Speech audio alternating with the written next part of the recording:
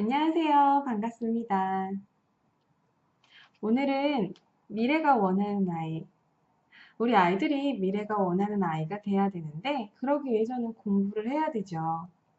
근데 만약에 우리 아이들이 공부를 하기 싫어한다면, 그리고 또 공부를 해야 되는 목적을 전혀 모른다면, 부모님들은 어떻게 얘기를 해주고 그 아이들을 설득하면 좋을까요? 우리 오늘 한번 그거에 대해서 같이 이야기 나눠보면 좋을 것 같아요.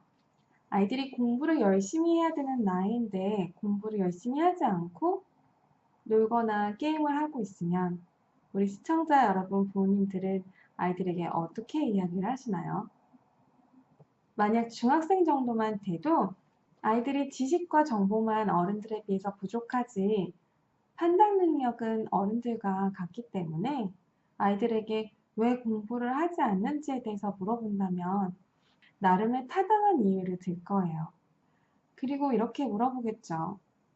왜 공부를 해야 하는지 모르겠다. 우리 부모님들도 아이들이 왜 공부를 해야 되는지 모르겠다라고 물어봤을 때 적당한 근거를 대서 이야기를 해주기가 어려울 수도 있을 것 같아요. 아이들이 공부를 하지 않고 게임을 하거나 누워서 놀고 있으면 우리 부모님들은 속이 터지고 한숨 내쉬면서 이렇게 얘기할지도 몰라요. 세상이 얼마나 빠르게 변하고 있는데 너는 허구한 날 놀고만 있니? 응? 그런데 이렇게 얘기한다고 해서 우리 아이들의 생각이 전혀 바뀌지는 않을 것 같아요. 그쵸? 오히려 부모님들이 잔소리를 하면 공부하는 척은 하겠죠. 하지만 오히려 그런 것들은 마이너스가 될 거예요.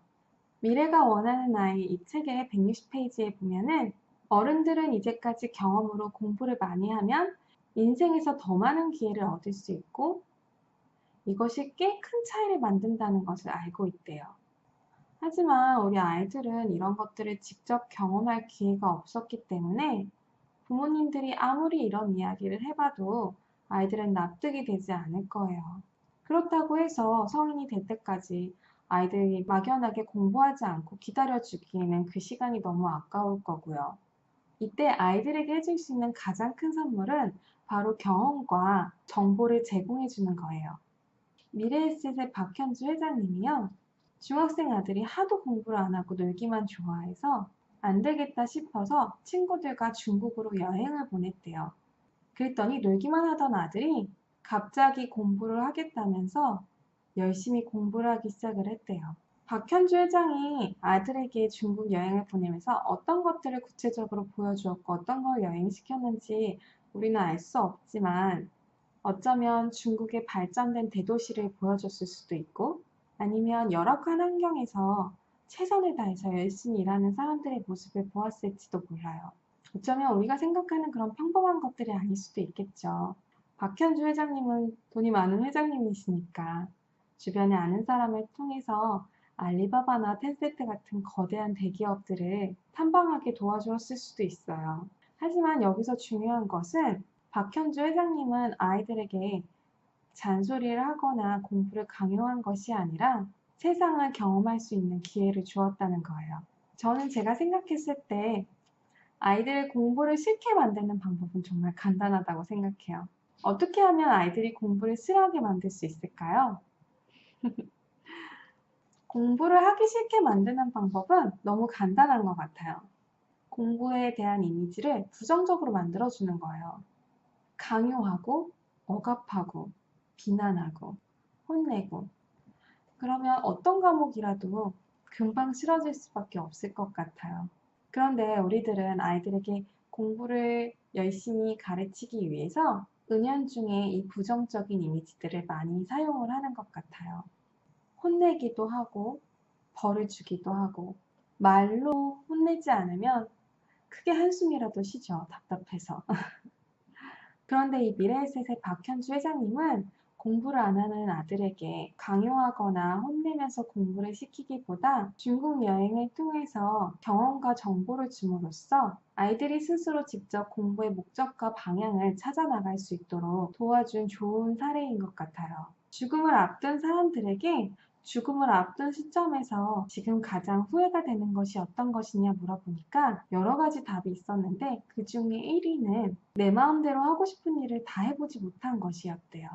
우리 살아가는 사람들에게 주어진 시간은 누구나 다 똑같은데 이 시간이라는 가능성을 경험이라는 결과로 바꿔가는 과정이 삶의 본질이 아닐까라고 여기 문석현 저자님이 적어두셨는데 공부를 하기 싫어하는 아이들에게 그리고 공부를 왜 해야 되는지 모르는 아이들에게 부모님이 할 수 있는 가장 최고의 선물은 정말 삶을 좋은 경험으로 가득 채워주는 것이 아닐까라는 생각이 들어요.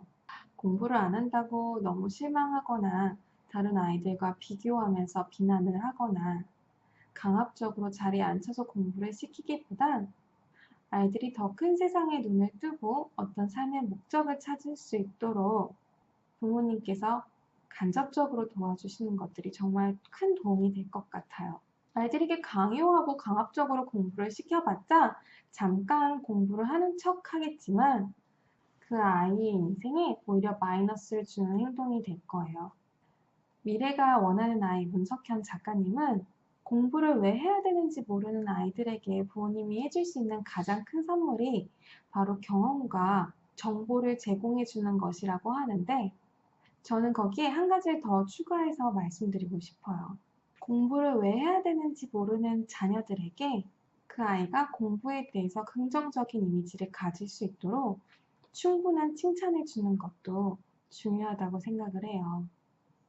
그런데 이 칭찬을 해주기 위해서는 부모님이 변화해야 해요.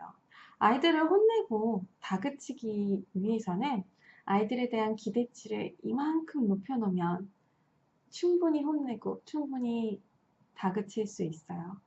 반대로 아이들에 대한 기대치를 한참 아래로 낮춰놓고 나면 칭찬이 많이 나올 수밖에 없어요.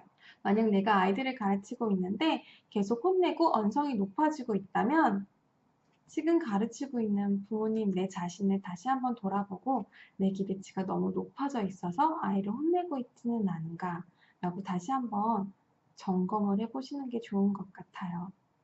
그래서 그 과목을 같이 부모님이 도와주실 때 옆에서 그 과목에 대한 긍정적인 이미지를 가질 수 있도록 충분히 칭찬해주는 연습을 하신다면 아이들은 그 과목에 대해서 자신감이 생길 거고 시험을 보더라도 실수를 하거나 틀릴 확률도 낮아질 뿐더러 그 과목을 좋아하게 될 거예요. 아이들에게 더 많이 격려하고 칭찬해 줌으로써 아이들은 공부에 대해서 긍정적인 이미지를 갖게 될 테고 그걸 바탕으로 성취 경험이 쌓이면서 공부를 왜 해야 되는지에 대한 목적, 방향성도 자연스럽게 갖춰지게 되지 않을까라는 생각을 합니다.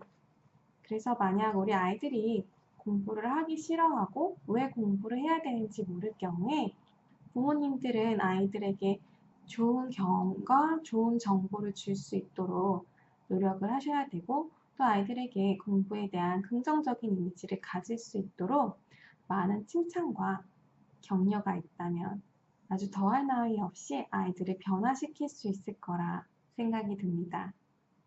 우리 아이들만 공부를 왜 해야 되는지 모르는 게 아니라 어른들도 자녀들을 양육하기 위해서 공부를 해야 하는데 왜 공부를 해야 하는지 모르는 부모님들이 많이 계시는 것 같아요. 아이들을 사랑으로 잘 양육하기 위해서 제가 공부한 것들을 함께 나누고 있는데 앞으로도 여러분들에게 많은 도움이 됐으면 좋겠습니다. 그러기 위해서 여러분 같이 함께 많은 참여해 주셨으면 좋겠고 궁금한 점이나 좋은 사례가 있으면 댓글로 함께 나눠주시면 너무 좋을 것 같아요. 우리 다음에 또 좋은 내용으로 다시 찾아뵙겠습니다. 우리는 아이들에게 사랑을 넘치게 주는 어른이 될 거예요. 감사합니다.